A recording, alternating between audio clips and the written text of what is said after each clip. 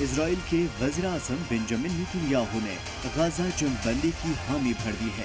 اسرائیلی حکومت نے تصدیق کر دی ہے کہ انہیں حماس کی جانب سے بندوقوں کی لسٹ مل چکی ہے۔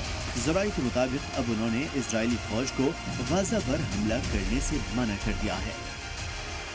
واضح رہے کہ اس سمجھوتے کے تحت 15 مہینے کی جنگ کے بعد 33 اسرائیلی بندوقوں کو رہا کیا جا رہا ہے اور اس مرحلے کے دوران اسرائیلی جیلوں میں بند سینکڑوں فلسطینی قیدیوں کے بدلے میں بندوقوں کو رہا کیا جائے گا۔ آپ کو بتا دیں کہ اس سے پہلے نیتنیاہو نے کہا تھا کہ غزہ میں جنگ بندی سسپینڈ کر دی گئی ہے جب تک حماس بندوقوں کی لسٹ جاری نہیں کر دیتا۔ ان کے دفتر سے جاری ہونے والے ایک بیان میں کہا گیا تھا کہ انہوں نے اسرائیلی ڈیفنس آرمی کو جنگ بندی شروع نہ کرنے کی ہدایت دی ہے، جس کا اطلاق مقامی وقت کے مطابق 8:30 بجے ہونا تھا، لیکن اب حماس کی لسٹ جاری کرنے کے بعد جنگ بندی کا راستہ پوری طریقے سے کھل چکا ہے۔ یاد رہے کہ مقامی میڈیا کے مطابق جنگ بندی کی کابینٹ کے 8 ممبران نے سمجھوتے کی مخالفت کی تھی، جبکہ 24 وزیروں نے سمجھوتے کی حمایت کی۔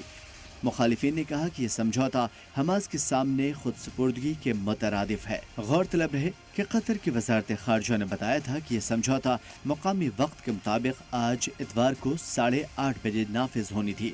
اس سے غزہ میں 15 مہینوں سے جاری جنگ کے تھمنے کا راستہ کھل جائے گا، لیکن جب تک بندوقوں کی لسٹ نہیں ملے گی اسرائیلی سمجھوتے پر آگے نہیں بڑھے گی۔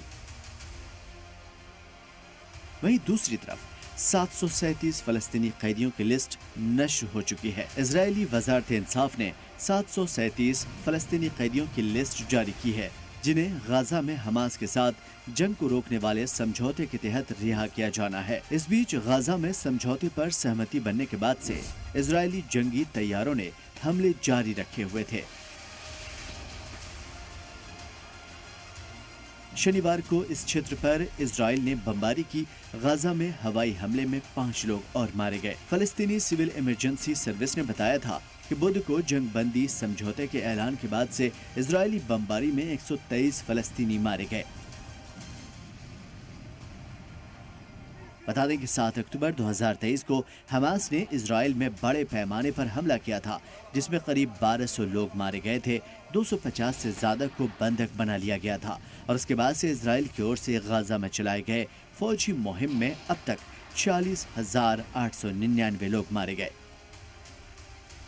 اگر جنگ بندی سمجھوتے کی بات کی جائے، امریکہ اور قطر کی ثالثی میں ہوئے اس سمجھوتے کا اعلان بدھوار کو ہی ہونا تھا۔ حماس نے کہا تھا کہ غزہ میں جنگ بندی کی راہ کی ساری رکاوٹیں ختم ہو چکی ہیں۔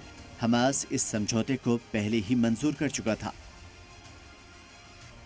اسی بیچ سنیچر رات کو ہزاروں لوگوں نے اسرائیل میں مظاہرہ کیا اور سرکار سے اپیل کی کہ وہ حماس کے ساتھ بندوقوں کی رہائی جنگی سمجھوتے کو پوری طریقے سے لاگو کرے۔